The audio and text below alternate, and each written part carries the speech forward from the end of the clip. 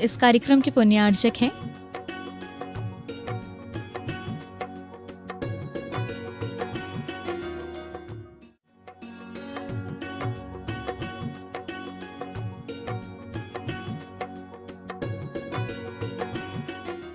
सुरमणुसिन्धवन्दितं धोदघाधिकं ममलं कर्मामि वर्धमानं तीर्थं धम्मस्य कत्तारम्। जो जानादि जिणिन्दे पेच्छति सिद्धे तहेव अणगारे।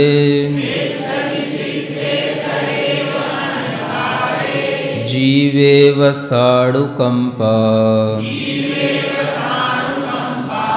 उवोगो सोऽसुहो तस्य। पढ़े क्या? जिणिन्दे पेच्छति सिद्धे तहेव अणगारे।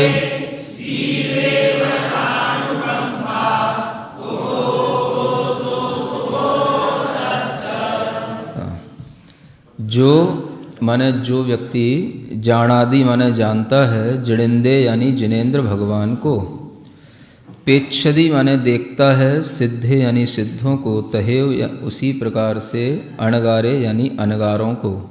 अनगार का मतलब जो भी आचार्य उपाध्याय साधु हैं ये सभी अनगार हैं। जीवे व साणुकंपा और सभी जीवों में अनुकंपा के साथ में रहता है। उवोगो सो सुहु तस्य, उसका वह उपयोग शुभ कहलाता है। यह शुभ उपयोग की यहाँ परिभाषा बताई है कि अशुभ से बचकर के आप अपने उपयोग को शुभ कैसे बनाएं, उसके लिए ये भाव हैं, ये विचार हैं और ये ज्ञान है। इसी को आचार्य महाराज ने लिखा है, जो सिद्ध में विनय से जिन साधु श्रद्धान पूर्ण रखता परमेष्ठि। पूजी दया रख चराचर में, सोही राह शुभमयी। यह जो गाथा है वह शुभोपयोग का लक्षण बता रही है। शुभोपयोग इन्हीं बातों से चरितार्थ होगा। लक्षण का मतलब आप लोग समझ चुके हैं, न्याय भी पढ़ चुके हैं कि जहाँ पर ये लक्षण घटित होगा वहीं पर शुभोपयोग होगा। और ये शुभोपयोग का लक्षण जो है वह अव्याप्ति, अतिव्याप्ति और असंभव दोषों से रहित भी होगा और है। क्या समझ आया? अगर लक्षण है तो तीनों दोषों से रहित होना चाहिए। अगर ये लक्षण शुभोपयोग के साथ में है तो अशुभोपयोग के साथ में लक्षण घटित नहीं होगा। समझ आ रहा है? और अगर ये लक्षण शुभोपयोग का है तो शुद्धोपयोग में भी नहीं जाएगा। शुभोपयोग का लक्षण तो शुभोपयोग में ही होना चाहिए। ये समझने की बात है और हम समझेंगे धीरे धीरे कि ऐसा क्यों कहा जा रहा है कि उपभोग यदि शुभ होता है तो जीव के लिए पुण्य का संचय होता है। उपभोगो जदहि सुहु पुण्यम जीवस्य संचयम जाति।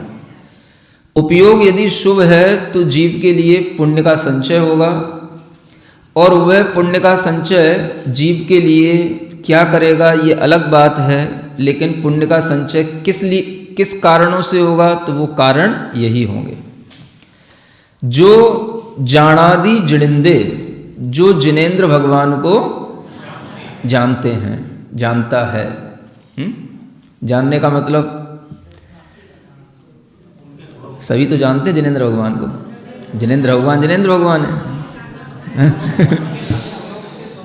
हाँ, आपसे पूछेंगे जिनेन्द्र भगवान कैसे हैं तो आप बता दोगे वीतराग हैं, सर्वज्ञ हैं, हितोपदेशी हैं। और ज़्यादा पढ़ लिया होगा तो आप बता दोगे 18 दोषों से रहित हैं, 34 अतिशयों से सहित हैं। सब तो जानते हैं, है ना? फिर तो सबका उपयोग शुभ ही उपयोग रहता होगा। जो जानादि जिणिंदे, जो जिनेन्द्र भगवान को जानता है माने अरिहंत भगवान को जानता है, उसका उपयोग कैसा होगा? शुभ होगा। सुन रहे हो? वह जिनेंद्र भगवान को जानने का कार्य उपयोग के साथ में होना है, क्योंकि चर्चा किसकी है? उपयोग की है। उपयोग आत्मा का परिणाम है, आत्मा का स्वभाव है, आत्मा की परिणति है, आत्मा से जुड़ा हुआ अनन्य भाव है। उस उपयोग में जिनेंद्र भगवान को जानना, मन से, वचन से, काय से जो हम कर रहे हैं वह तभी शुभ होता है जब हमारा उपयोग शुभ हो। आचार्य उमा स्वामी महाराज तत्वार सूत्र में कहते हैं, शुभः पुण्यस्या शुभः पापस्य। शुभ भाव पुण्य के आश्रव का कारण है और अशुभ भाव पाप के आश्रव का कारण है। और वही बात यहां इस पिछली गाथा में 168 नंबर की गाथा में कल कही गई थी कि शुभ भाव जीव के लिए पुण्य का संचय कराता है और अशुभ भाव पाप का संचय कराता है। दोनों बातों में कहीं कोई अंतर नहीं है। फिर भी कुछ अंतर हम लोग बना रहे हैं और बना चुके हैं और बना लेते हैं, ऐसा हमें लगता है। जहां तत्वार सूत्र की बात आती है तो वहां पर हम कहते हैं ये शुभ योग की बात है। शुभ पुण्यस्य अशुभ पापस्य। वहां हम ये व्याख्या करते हैं कि शुभ योग पुण्य का कारण है और अशुभ योग पाप का कारण है। योग का मतलब मन, वचन, काय की प्रवृत्तियां। तो शुभ प्रवृत्तियां जो मन, वचन, काय की हैं वो पुण्य बंध का कारण होती हैं, और अशुभ प्रवृत्तियां जो मन, वचन, काय की हैं वो पाप का कारण होती हैं। तो वो शुभ योग है जो पुण्य का कारण है, लेकिन यहां जो कहा जा रहा है वो शुभ उपयोग है। दोनों में डिफरेंस है, ये सब जान रहे हैं। अब हम क्या बताएं आप लोगों को, जब आप सब जानते ही हो तो है ना। शुभ योग अलग है और शुभ उपयोग अलग है, ऐसा लोगों ने अपनी धारणा में बसा रखा है और सबको ये ज्ञान है और वही सब ज्ञान आपके लिए बताया भी जा रहा है। ऐसा ही होता है। अभी तो हमने कुछ कह रहा हूँ, अभी तो सब वही बता रहा हूँ जो सब आप लोग जान रहे हो। शुभ योग शुभ मन, वचन, काय की प्रवृत्तियां हैं, और शुभ उपयोग जो है वो हमारे आत्मा की परिणमन की दशा है। शुभ उपयोग सम्यक दर्शन के साथ होता है, और शुभ योग तो मिथ्यात्व के साथ भी हो जाता है, सम्यक्त्व के साथ भी होता है। ऐसा लोग व्याख्यान करते हैं, शायद हम भी पहले कर चुके हैं। सुन रहे हो? लेकिन कुछ हम और आज कहना चाहते हैं। स्वापूर्वार्थ व्यवसायात्मकम ज्ञानम प्रमाण। समझ आ रहा है? हर बार पढ़ते हुए भी एक ही बात को कहना वो प्रमाण ज्ञान का विषय नहीं होता है, और वही ज्ञान व्यवसायात्मक माना जाता है जिस ज्ञान में अपूर्व अपूर्व अर्थ का आभास होता हो और अपूर्व अपूर्व उससे ज्ञान की प्राप्ति होती हो। जब तत्वार सूत्र में यह कहा गया और उसकी टीका आचार्य पूज्यपाद महाराज ने लिखी, तो उसमें यही लिखा हुआ है कि अशुभ काय, अशुभ वचन, अशुभ मन, इन तीनों की उसमें अलग अलग व्याख्या दी है कि जो हिंसा आदि पाप कार्यों में लगी हुई काया है वो अशुभ काय है। झूठ, निंदा आदि के वचनों में लगे हुए जो वचन हैं वो अशुभ वचन हैं, और ईर्ष्या, अहंकार, असूया आदि परिणामों में जुड़ा हुआ जो मन है वह अशुभ मन है। इसके विपरीत जो है वो शुभ है। और उस शुभ की व्याख्या करने के बाद में आचार्य पूज्यपाद महाराज आगे फिर कहते हैं कि ये अशुभ मन वचन काय या शुभ मन वचन काय बनते कहां से हैं, इनका निर्माण कहां से होता है। तो आचार्य वहां पर कहते हैं शुभ परिणाम निवृत्त योग शुभ और अशुभ परिणाम निवृत्तो योग अशुभ। शुभ परिणाम से निर्वृत्त माने होता है रचा हुआ, बना हुआ। शुभ परिणाम से जो बना हुआ योग है वह शुभ योग कहलाएगा। मतलब यह हुआ कि जो शुभ परिणाम अपने अंदर पैदा होगा उसके साथ में जो मन वचन और काय का योग होगा उसको ही शुभ योग कहेंगे। ऐसा नहीं कि हमने अपने योग को शुभ कर लिया और उपयोग हमारा अशुभ है तो हम योग को शुभ कह दें। ये बात आज हमारी समझ में नहीं आ रही है आज, क्योंकि आज ये बात चिंतन में आई है इसलिए आज समझ में नहीं आ रही है। इससे पहले हमारे चिंतन में नहीं आई, बात अलग थी।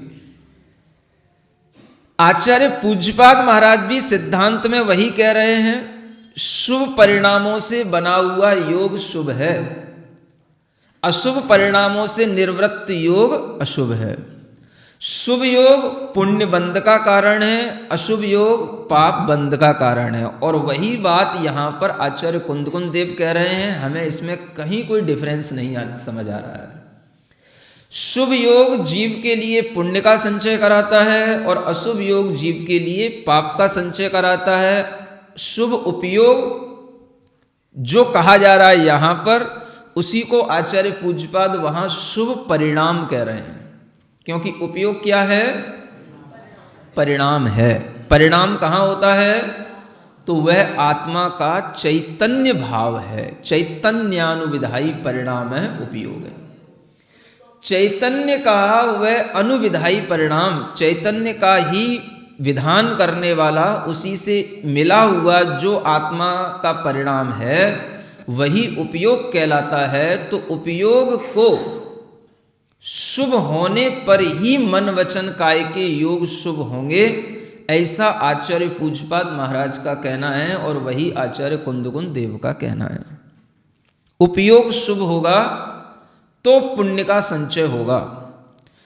अगर हम केवल ये माने कि तत्वार सूत्र में आचार्य उमा स्वामी महाराज कह रहे हैं कि शुभ योग से पुण्य का संचय होगा, तो फिर ये बात आपस में विरोध को प्राप्त हो जाएगी कि यहां कहा जा रहा है शुभ उपयोग से पुण्य का संचय होता है और तत्वार सूत्र में कहा है कि शुभ योग से पुण्य का संचय होता है।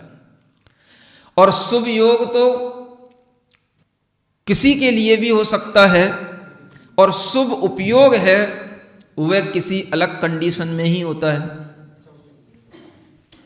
इन दोनों बातों के बीच में अंतर जो पड़ रहा है, उस अंतर को हम थोड़ा सा मिटाने की कोशिश करें कि जब भी कभी शुभ योग कहा जाएगा तो वह शुभ योग कहां से प्रारंभ होगा। मन अपने आप में कोई अलग चीज नहीं है, वचन अपने आप में कोई अलग चीज नहीं है, काय अपने आप में कोई अलग चीज नहीं है। जैसा आत्मा ड्राइव करता है वैसा ही ये मन वचन काय के थ्रू हमारे अंदर आता है और बाहर प्रकट होता है। ये बात अलग है कि कभी कभी हम ऐसा भी देख सकते हैं कि मन में कुछ हो, काय में कुछ हो, परिणाम वैसा न हो, लेकिन फिर भी हमें मन वचन काय की परिणतियां कुछ और दिखाई दे रही हों। समस्या कहां आती है? आदमी मन वचन काय से शुभ हो रहा है। मान लो धर्म करने बैठा आदमी, मंगल करने बैठा, मंदिर में आया, पूजा करने बैठा, सब कहेंगे भाई शुभ कार्य में लगा है, उसके मन वचन काय शुभ में लगे हैं। सुन रहे हो? तो योग उसका क्या हो गया? शुभ योग हो गया। और उसका उपयोग जो है शुभ है नहीं, क्योंकि उपयोग शुभ तब होगा जब उसके लिए जिनेंद्र भगवान की जानकारी हो। जो पहली बार मंदिर आया या मान लो रोजाना भी मंदिर आया, जैसे जिनेंद्र भगवान के बारे में ABCD कुछ नहीं मालूम है और कोई भी जिनेंद्र भगवान का उसे ज्ञान नहीं है, लेकिन मन वचन काय की शुभता उसकी दिखाई दे रही है, तो उसका योग तो शुभ हुआ लेकिन उपयोग उसका शुभ नहीं हुआ। इसलिए कुछ लोगों ने कहा कि उपयोग शुभ नहीं होता है तो भी योग शुभ हो सकता है। लेकिन हम आपसे ये कहना चाह रहे हैं कि उपयोग के शुभ हुए बिना योग शुभ होता नहीं है।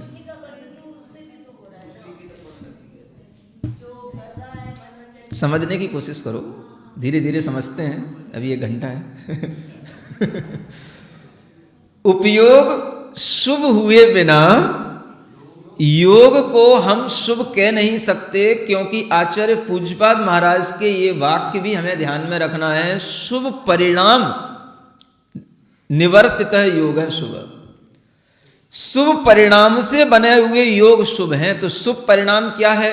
मन का परिणाम शुभ नहीं कहा, क्योंकि योग 3 प्रकार का है, मन वचन काय। वो उससे अलग शुभ परिणाम कुछ अलग चीज है, जिस शुभ परिणाम के माध्यम से मन वचन काय के योगों में शुभता आती है। क्योंकि योग में 3 चीजें आएंगी, तो शुभ परिणाम से बना हुआ योग शुभ होगा, माने शुभ परिणाम मन वचन काय से कुछ अलग चीज हुई। तो वो क्या चीज है? वही यह आत्मा का शुभ उपयोग है। सुने सुने, शुभ उपयोग जो आचार्य पूज्यपाद वहां कह रहे हैं, वही शुभ उपयोग यहां पर आचार्य कुंदकुंद देव के द्वारा कहा जा रहा है। मतलब शुभ उपयोग होगा तभी आपका योग शुभ कहलाएगा। मेरा ग्राउंड ये है, समझ आ रहा है?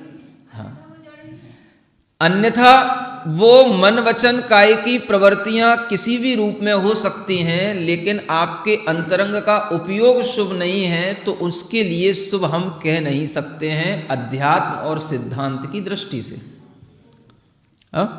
सिद्धांत की दृष्टि तत्वार सूत्र की हो गई, और अध्यात्म की दृष्टि ये सामने प्रवचन सार महाग्रंथराज विद्यमान है? तो सुने कि यह अशुभ उपयोग अगर है और हम बाहर से शुभ चेष्टाएं भी कर रहे हैं, तो सिद्धांततः और अध्यात्म से ये नहीं कहा जा सकता कि आपकी चेष्टाएं शुभ हैं। मुझे ऐसा समझ में आता है कि व्यवहार में ऐसा कहने में आ जाता है कि आपकी चेष्टाएं शुभ हैं, लेकिन सिद्धांत और अध्यात्म से चेष्टाएं शुभ नहीं है।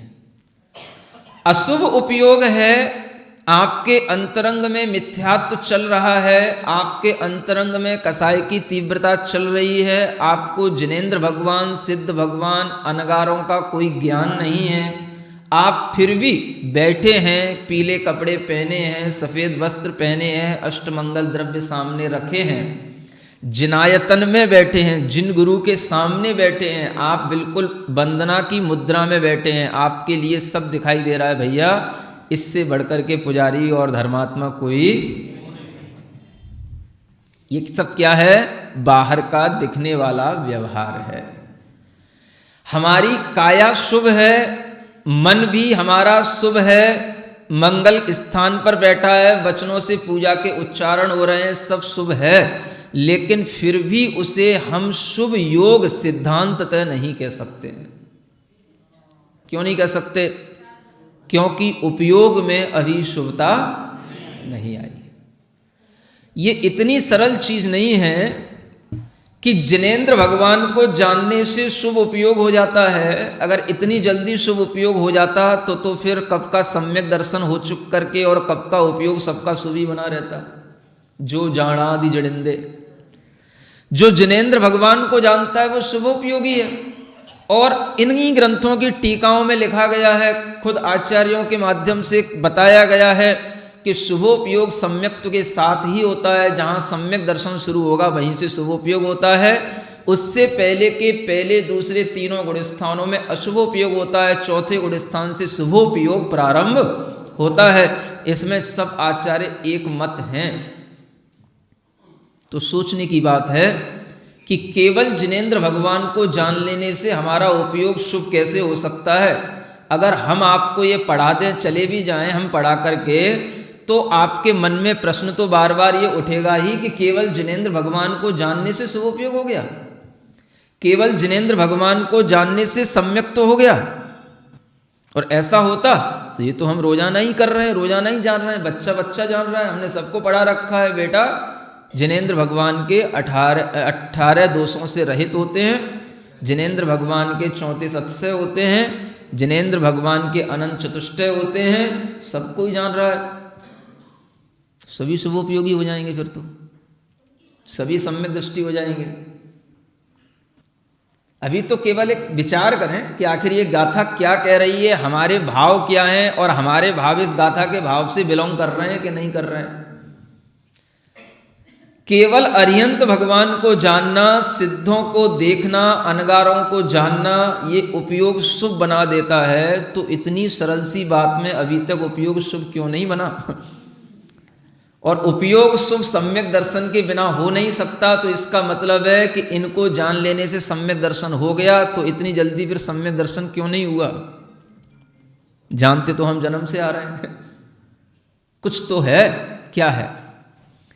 एक तरफ हमारे सामने शुभ और अशुभ उपयोग की ये परिभाषाएं हैं, और एक तरफ हमारे सामने शुभ मन वचन काय की क्रियाएं हैं और अशुभ मन वचन काय की क्रियाएं। हमारे लिए ये ध्यान में रहना चाहिए कि कोई भी चीज अगर शरीर में, मन में, वचन में आ रही है तो वह आत्मा से ही निकल के आएगी, यात्रा भीतर से ही शुरू होगी। कर्म के क्षयोपशम क्षय होने पर जो अंतरंग में शुद्धि का, शुभ का परिणाम बनेगा, वही हमारे मन वचन काय में प्रवाहित होगा, क्योंकि आत्मा से ही सब कुछ निकल रहा है। ज्ञान भी, परिणाम भी, भाव भी, सब कुछ आत्मा से मन वचन काय में आता है। इसलिए आचार्य पूज्यपाद महाराज कहते हैं, शुभ परिणाम से बने हुए मन वचन काय के योग शुभ कहलाएंगे। आप व्यवहार में किसी के लिए भले ही कहते रहो, हाँ भैया तेरा योग तो शुभ है लेकिन उपयोग अशुभ है, लेकिन सिद्धांत की दृष्टि से ये बात हमें बिल्कुल भी समझ में आज नहीं आ रही है ना?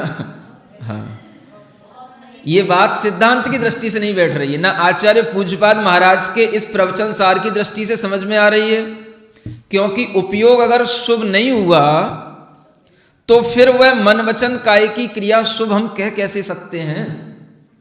और केवल मन वचन काय की क्रिया के शुभ होने से ही पुण्य का बंध हो जाएगा, तो फिर वो पुण्य का बंध और ये पुण्य का बंध फिर अलग अलग हो जाएगा। पुण्य का संचय तो जो वहां कहा जा रहा है कि शुभ योग से पुण्य का बंध है, और यहां पर भी कहा जा रहा है शुभ उपयोग से भी पुण्य का बंध है। हम उन दोनों में इतना बड़ा डिफरेंस क्यों डाल रहे हैं कि मन वचन काय की क्रिया का नाम योग है और आत्मा के परिणाम का नाम उपयोग है। ये जो हमने अपने अंदर बैठा रखा है, इस खाई को हम आज पूरे इसलिए पूरे क्योंकि इनमें अगर ये अलग अलग अंतर पड़ा रहेगा तो फिर हम कभी भी शुभ उपयोग को भी पुण्य बंध का कारण है ये मान नहीं पाएंगे। कहने वाले क्या कह देते हैं? केवल मन वचन काय की क्रिया ही पुण्यबंध का कारण है, शुभोपयोग हमारा पुण्यबंध का कारण नहीं है।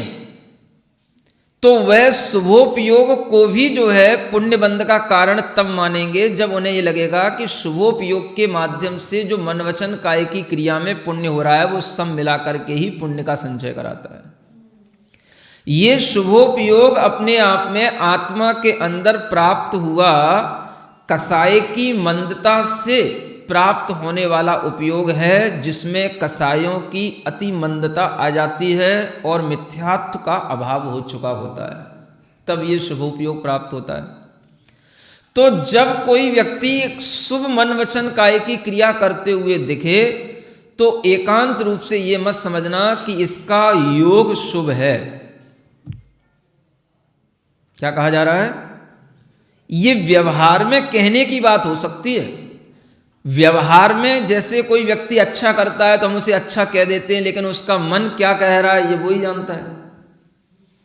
व्यवहार में हम किसी के लिए अच्छे स्थान पर बैठने पर अच्छा कह सकते हैं, लेकिन उपयोग, ये सिद्धांत की बात है, जब तक उसकी आत्मा के परिणाम में कलुषता की कमी नहीं होगी, मिथ्यात्व और अनंतानुबंधी का अभाव नहीं होगा, तब तक हम उसे शुभ नहीं कहेंगे। ये सिद्धांत है।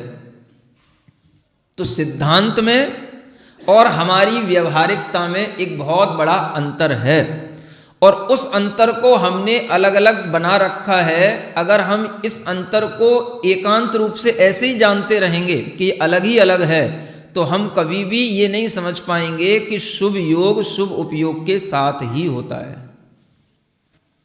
एकांत रूप से अगर हमारी यही धारणा बनी रही तो हम यही अंतर हमेशा बिठाए रखेंगे, लेकिन आचार्यों की वह भावना हमारे लिए कभी भी पकड़ में नहीं आएगी जिसमें यह कहा गया है कि शुभ उपयोग के बिना शुभ योग नहीं होता है। ये कहाँ कहा गया है? तो वह आचार्य पूज्यपाद महाराज भी कह रहे हैं और वही आचार्य कुंदकुंद देव भी कह रहे हैं। उपयोग को शुभ बनाओ तो आपके योग शुभ कहलाएंगे, अन्यथा जो योग हैं उन्हें हम व्यवहार से शुभ कह सकते हैं, अथवा सिद्धांत की दृष्टि से हम ये कह सकते हैं। अब देखो, एक दूसरी बात मैं कहने जा रहा हूं, जिसे आपने शुभ संज्ञा दे रखी है उसे हम शुभ ना कह करके उसे हम ये कह सकते हैं कि ये अशुभ में कमी है। ये क्या है? अशुभ में कमी है।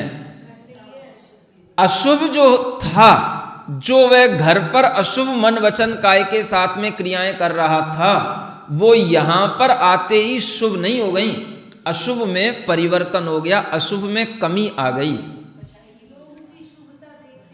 है?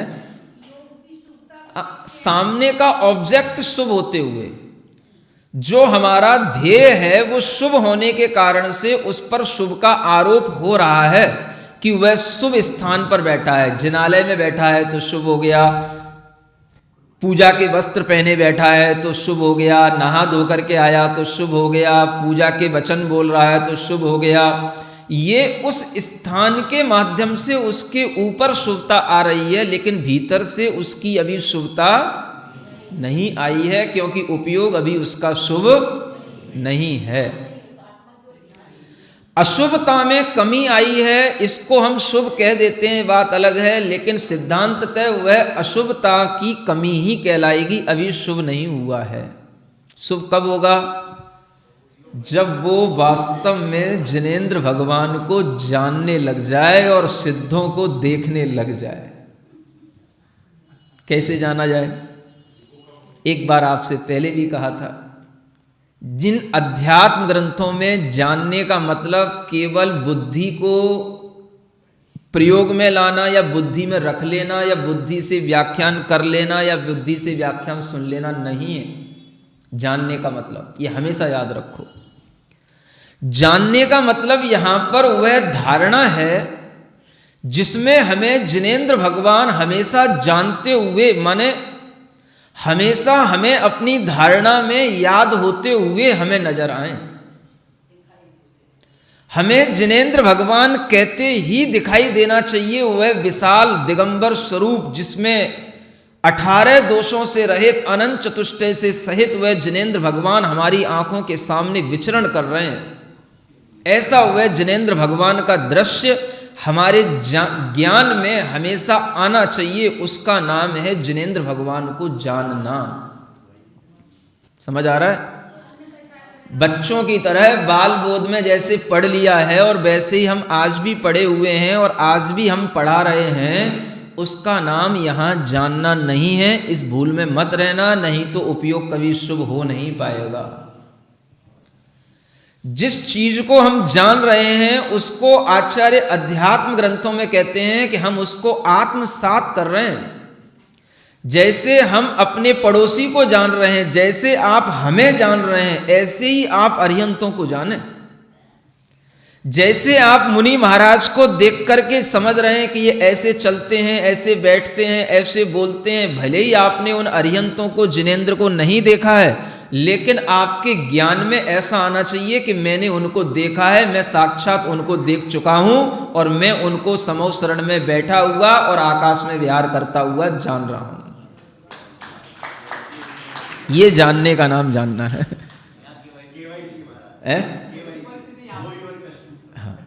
जब तक हम इस रूप में नहीं जानेंगे तब तक हमारा केवल इतना जान लेना कि हाँ अरिहंत भगवान के 46 मूल गुण हैं, इससे कुछ नहीं होगा। उपयोग शुभ तब बनेगा जब हम किसी भी वस्तु को जान करके उसके ऊपर उसी तरीके की रुचि बनाए रखते हैं और उसी के उस भावों में हम खोए रहते हैं, तब जाकर के वो चीज हमारे अंदर आती है। उसका नाम है जानना, अनुभव करना, चिंतन की दशा में रहना। और जो जानने के योग्य वस्तु है उसका साक्षात्कार हमेशा प्रत्यक्ष जैसा ही होना। ये स्थिति जब बनती है तब उसका नाम जानना है। और जहां उपयोग में इतना आ जाएगा कि आपको णमो अरिहंताणम कहते हुए अरिहंत दिखने लग जाएं, णमो जिनाणम कहते हुए आपको जिनेंद्र भगवान दिखने लग जाएं, तो आप समझ लेना कि आपका उपयोग पवित्र है, शुभ है और उससे अद्भुत पुण्य का संचय हो रहा है। बहुत अद्भुत पुण्य का संचय हो रहा है।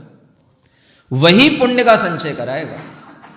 बाकी का जो हम कर रहे हैं, णमो अरिहंताणम, भगवान के मंदिर में आ रहे हैं, धोख दे रहे हैं, ये उस पुण्य का संचय नहीं करा सकता जो शुभोपयोग के माध्यम से होने वाले पुण्य का संचय होता है। क्योंकि शुभोपयोग का पुण्य अलग ही क्वालिटी का होता है और आप उससे जो शुभ कर रहेंगे, वो शुभ जिसे हम कह रहे हैं अशुभ की कमी, उस अशुभ की कमी से जो पाप की कमी हो रही है, उससे जो थोड़ा पुण्य का संचय हो रहा है, वो तो आपके लिए केवल काम चलाऊ छोटा मोटा सा पुण्य है। जब लोग कहते हैं कि महाराज सुन रखा है नमोकार मंत्र पढ़ने से ऐसे ऐसे पाप कर्म कट जाते हैं, एक बार नमोकार मंत्र पढ़ने से असंख्यात गुणी कर्म की निर्जरा होती है और अरिहंतों का चिंतन करने से सब पाप धुल जाते हैं, ये पूजा कर लो, विधान कर लो तो सब बाधाएं दूर हो जाती हैं। और हम सब करते आ रहे हैं, महीनों से कर रहे हैं और कुछ भी फर्क नहीं पड़ रहा है। कहाँ है पुण्य, हमें कुछ समझ ही में नहीं आ रहा है। ज्यों की त्यों स्थिति बनी हुई है। घर की गाड़ी जैसे तैसे चल रही है वैसे ही चल रही है, उसमें पहिए लगे ही नहीं रहे हैं कहीं अलग से चलने के लिए। क्या समझ आ रहा है? तो क्यों हो रहा है ऐसा? भले ही यहां पर लिखा है शुभोपयोग पुण्य का संचय करता है, आप भूल में हैं कि आप शुभोपयोग कर रहे हैं और पुण्य का संचय कर रहे हैं। वह आपका जो अशुभ योग में कमी आई उसको आप शुभोपयोग ना समझें और ना शुभ योग समझें। वो क्या है? वो सिर्फ अशुभ की एक कमी है।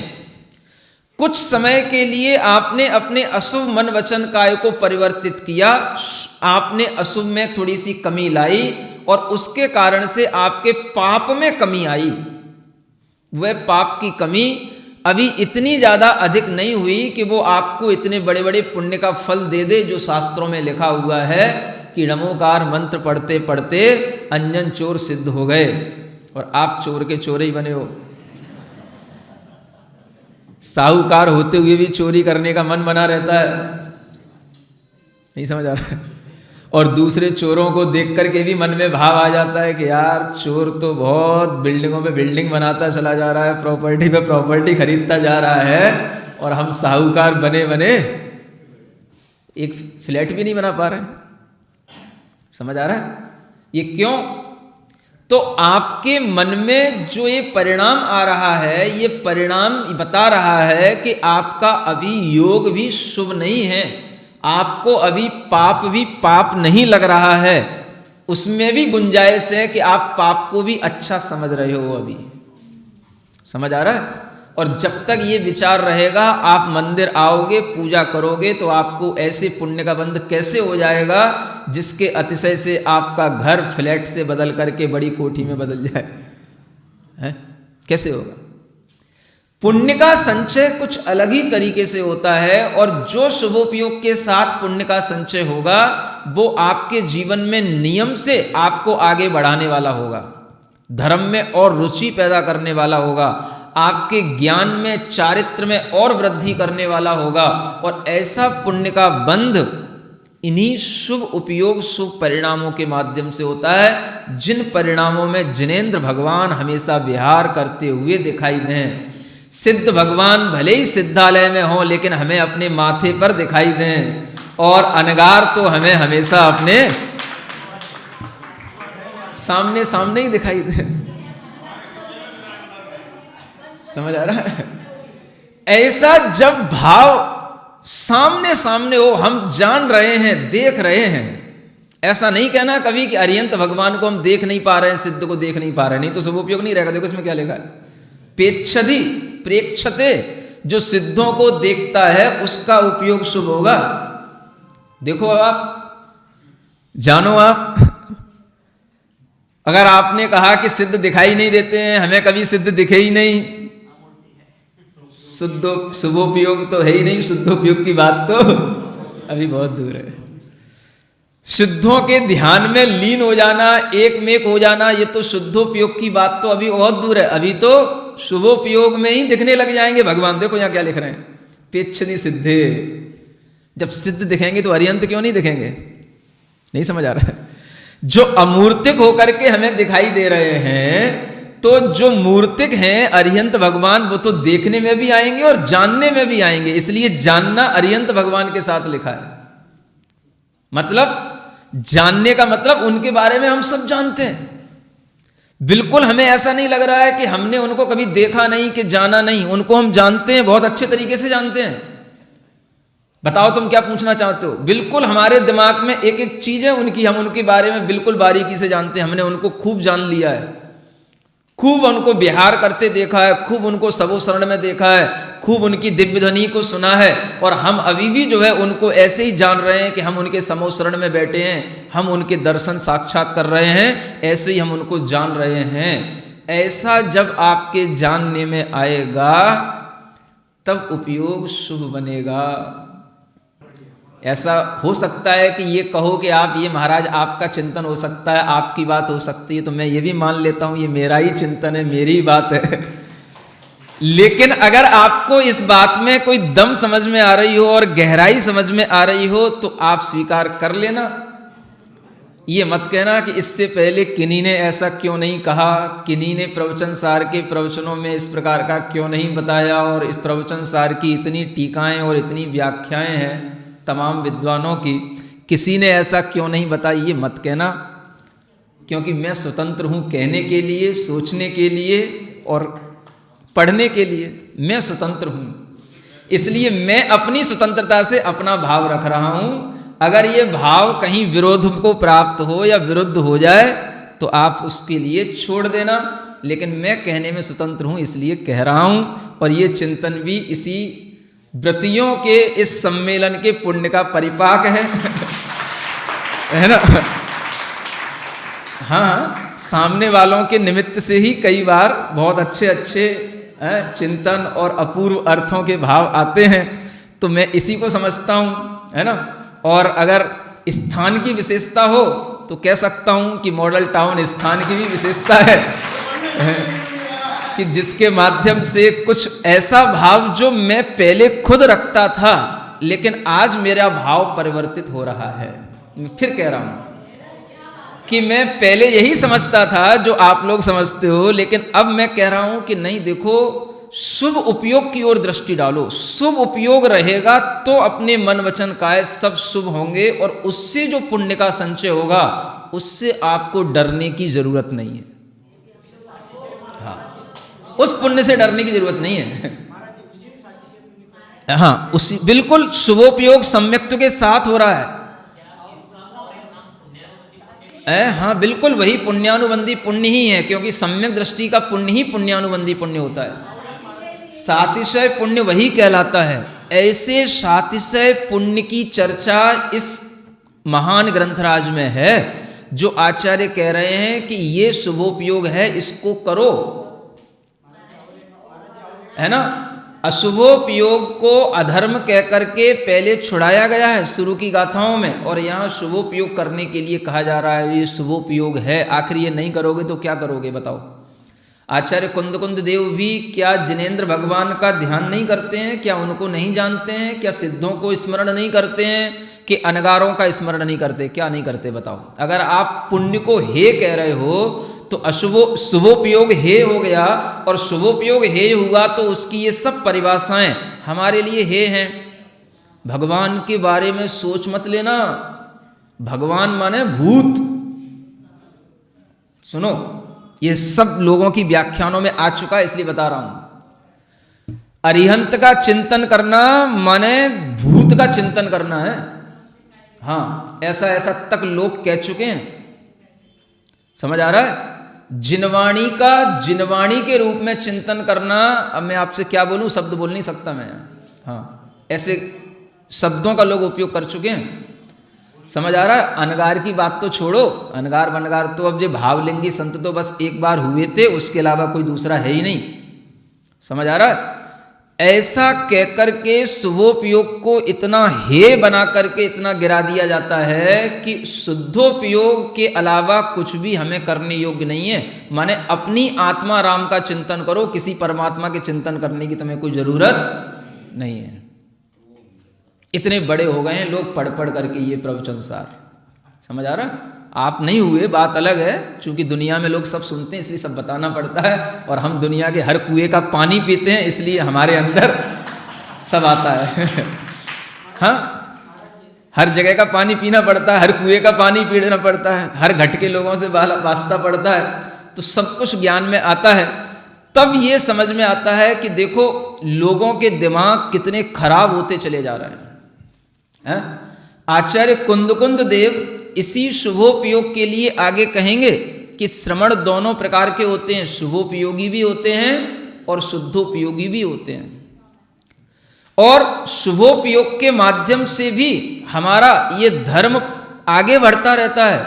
आखिर हम शुभोपयोग नहीं करेंगे तो क्या करोगे आप बताओ। अब हमें जो शुभोपयोग से पुण्य बंद होता है, और पुण्य बंद हे है, तो जब कार्य हे है तो कारण भी हे हो गया, और उस कारण को दिलाने वाला जो कारण है ये अरिहंतों का जानना और सिद्धों का देखना और अनगारों के बारे में सोचना, ये भी हे हो गया। तो सब हे हो गया, फिर तो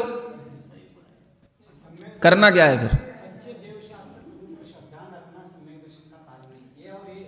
सब एक ही चीजें हैं। अगर हमारी बुद्धि सही है तो सम्यक दर्शन, सच्चे देव शास्त्र गुरु पर श्रद्धा रखना सम्यक दर्शन है। उसी को हम यहाँ भी देख सकते हैं कि यहाँ पर देव भी हैं, गुरु भी हैं, शास्त्र भी हैं, सब है। क्योंकि शास्त्र में ही लिखा है अनगार में गुरु आ गए और सिद्ध अरिहंतों में सब देव आ गए। तो देव शास्त्र गुरु को ही जानो। और जब इस तरीके से जानते हुए, ध्यान करते हुए, चिंतन करते हुए उपयोग में शुभता बढ़े, समझ आ रहा है। और उस तरीके से जब आपकी प्रवृत्ति करने की बात आए तो आगे लिखा है जीवे व साणुकंपा। जो जीव आपके लिए जमीन पर वातावरण में दिखाई देंगे वो आपके संपर्क में आएंगे, उनमें अनुकंपा के साथ में प्रवृत्ति करना, उनमें दया का भाव रखना, अनुकंपा रखना। क्या करना? अनुकंपा रखना, जीवों में अनुकंपा रखना, ये शुभ उपयोग है। इससे पुण्य का संचय होगा, ये ऊपर वाली गाथा में लिखा है। और यही पुण्य का संचय आपके लिए किसी भी रूप में होगा तो वो आगे बढ़ाने वाला होगा, लेकिन आपका उपयोग पहले अनुकंपामय होना चाहिए। हमारी दृष्टि में तो ये भाव आने चाहिए पुण्य का संचय हो या ना हो, हमें इससे कोई लेना देना नहीं भी है। क्या समझ आया? लेकिन दृष्टि में तो शुभता आए पहले, अशुभ से हटे तो वो कब? जब दया का भाव हो। समझ आ रहा है? इसी प्रवचन सार ग्रंथ की पिछले हम आपको गाथा बता चुके हैं, गाथा नंबर 91, 92 निकाल के देखो तो उसमें देखो क्या लिखा है कि करुणा भाव तिरय मनुयेषु, तिर्यंच और मनुष्यों में करुणा भाव रखना, वहां पर लिखा है कि ये मोह का चिन्ह है। 92 नंबर की गाथा में देख लो है? पहले भी आपको बताया था इस बात की व्याख्या करते हुए कि ये व्याख्या गलत है। करुणा भाव मोह का चिन्ह नहीं है, करुणा का अभाव मोह का चिन्ह। समझ आ रहा है? करुणा भाव, आखिर शब्द तो वही निकलेगा जब संधि के साथ बना जाएगा। करुणा प्लस अभाव तो भी करुणा भाव ही रहेगा, और करुणा प्लस भाव तो भी करुणा भाव ही रहेगा, है ना? क्योंकि आकारांत शब्द के साथ जब आगे वाले शब्द की संधि होगी तो आगे अगर आकार है भी है तो भी उस आकार में ही बदल जाएगा, बड़ा आ ही रहेगा। हाँ, तो लोग क्या कहते हैं कि दया करना, करुणा करना ये मोह का चिन्ह है, और मोह माने पाप, इसलिए दया वया करना ये कोई धर्म नहीं है। ऐसी व्याख्याएं करते हैं इन्हीं ग्रंथराजों की, सुन रहे हो? और यहां लिखते हैं एक आचार्य दो विरोधी बातें कैसे लिख सकते हैं, ये अपने को सोचने की बात है। अगर हम उनकी बात सही भी मान लें तो ये सोचने की बात है कि एक आचार्य दो विरोधी बातें कैसे लिख सकते हैं। ग्रंथ वही है जो पूर्वापर विरोध से रहित वाणी को कहने वाला हो। शास्त्र की ये पहचान है। तो पूर्वापर विरोध तब नहीं आएगा अगर हम उसको वहां पर करुणा का अभाव मानेंगे, वो मोह का चिन्ह है।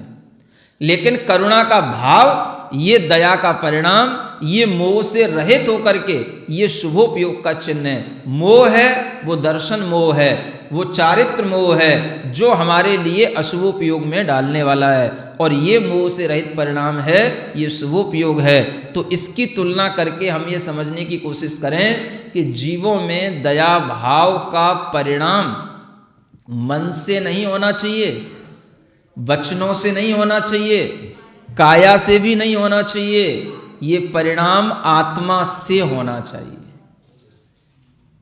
क्या समझ आ रहा है? समझने की कोशिश करो, नहीं तो व्रतों के साथ भी, व्रतों का पालन करते हुए भी जो व्रती के अंदर दया का भाव है वो नहीं आ पाएगा। हाँ, व्रतियों का सम्मेलन है ना।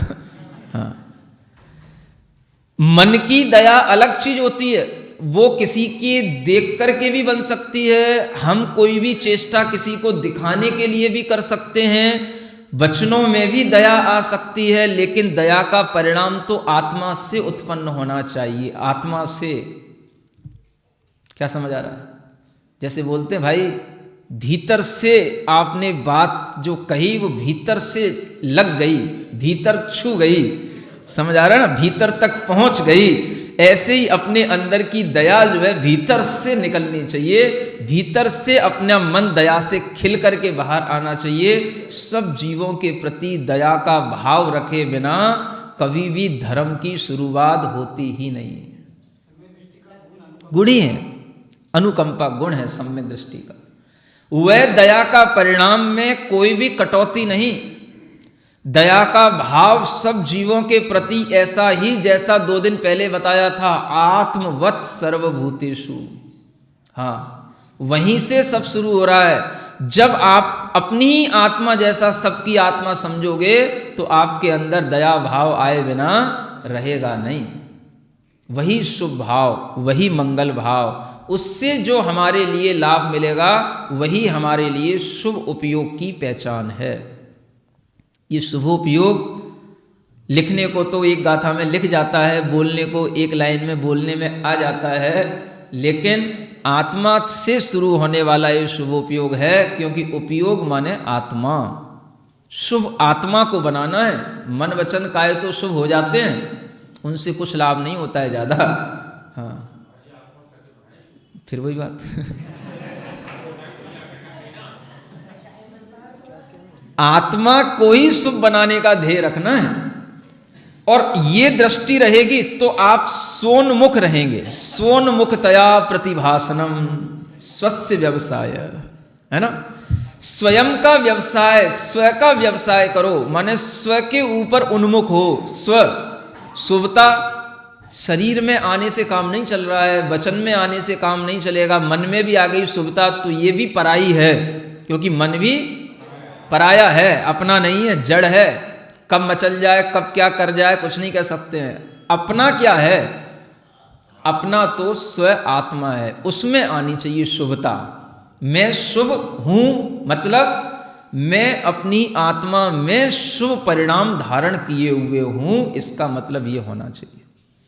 स्वयं की तरफ उन्मुख हूं और स्वयं की उन्मुखता से हमने अपने अंदर ये जिनेंद्र भगवान, सिद्ध भगवान, अनगारों को इसी रूप में हमने स्वीकार किया है जैसा हमें पहले बताया गया।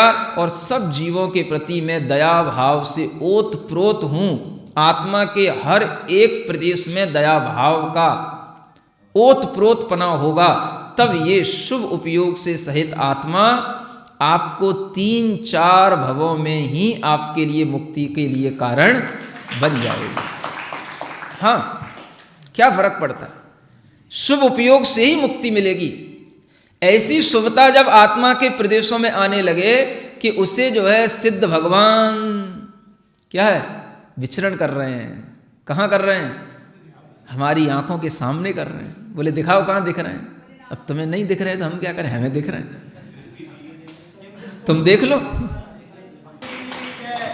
अरिहंतों को जानना इतना आनंददायक होना चाहिए हमारी समझ से, है ना। केवल इतना सा नहीं कि हमने पढ़ लिया 18 दोषों से रहित है, 34 अतिशयों से सहित, ऐसा जानने से तो हमें नहीं लगता कि शुभ उपयोग होता होगा। इसलिए मैंने व्याख्या की है, आप अरिहंतों को जानें। और जाने का मतलब हम अपने ज्ञान में जब जान रहे हैं तो वह हमारे ज्ञान के लिए स्वयं स्व संवेदन प्रत्यक्ष में आ रही है। वो चीज, वो स्व संवेदन प्रत्यक्ष है। हम जान रहे हैं, हम देख रहे हैं तो हमें दिखाई दे रहा है। हमसे कोई कहेगा कि आपने भगवान को देखा, समझ आ रहा है? मैं कहूंगा हाँ देखा, वो कहेगा दिखाओ, दिखा नहीं सकता। क्यों नहीं दिखा सकते? बोले अच्छी चीज तुम जैसे लोगों को दिखाने के लिए नहीं है। हाँ, क्या बात हो गई, तुम खुद देख लो।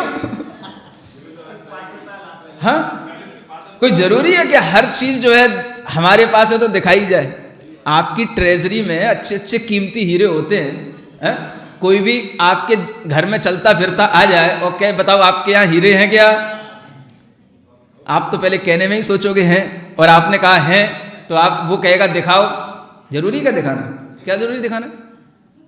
तुम्हें हीरे दिखा दूं, वैसे ही दिल्ली और कोई घर में घुस जाए और उसको पता भी पड़ जाए कि इनके यहाँ हीरे हैं, समझ आ रहा है, तो आदमी तो दबा के रखता है।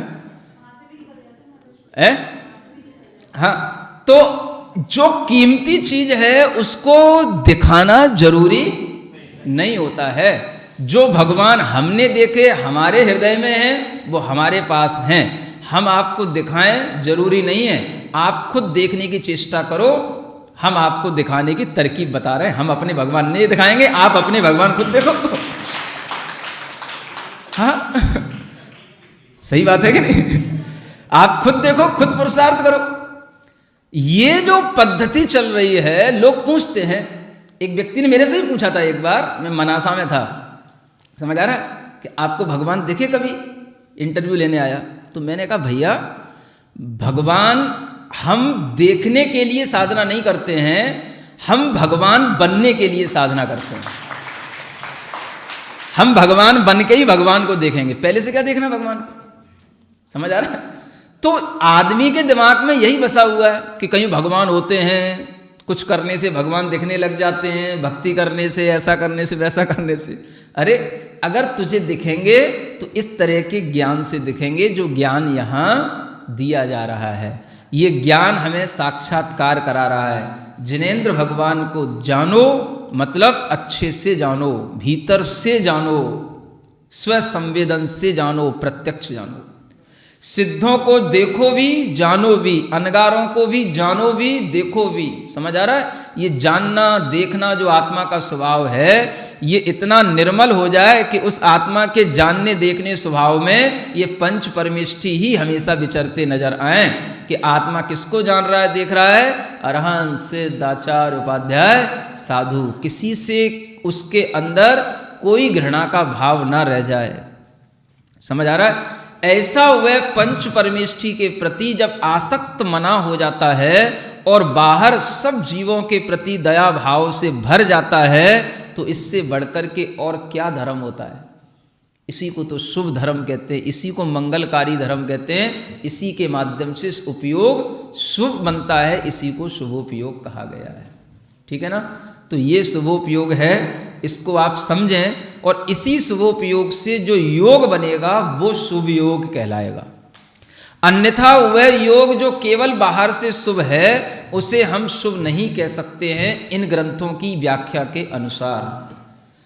क्या कहें तो आपसे कह दिया, अशुभ में कमी कहो उसको, है ना। हाँ, उसको शुभ योग का लेवल दे करके आप शुभ योग और शुभ उपयोग में जो इतनी बड़ी खाई बना रहे हो, ये जो है अपने लिए घातक सिद्ध हो सकती है। हाँ, क्योंकि लोग फिर शुभ योग में लग जाते हैं और शुभ उपयोग वाले कहते हैं कि तुम तो शुभ योग में लगे हो और मैं शुभ उपयोग में लगा हूं। जो ग्रंथ पढ़ रहा है वो शुभ उपयोग कर रहा है और जो पूजा कर रहा है वो शुभ योग कर रहा है।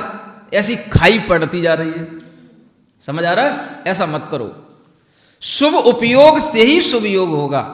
पूजन में भी शुभ उपयोग होगा तो शुभ योग होगा, और स्वाध्याय में भी शुभ उपयोग होगा तो शुभ योग होगा। शुभ उपयोग के बिना योग में शुभता नहीं आती। अब ये विचार भी लाना शुरू करो और दूसरों को बताना शुरू करो। ये आज के लिए आपको एक नई बात, ठीक है ना। बोलो महावीर भगवान की जय। इस कार्यक्रम के पुण्यार्चक थे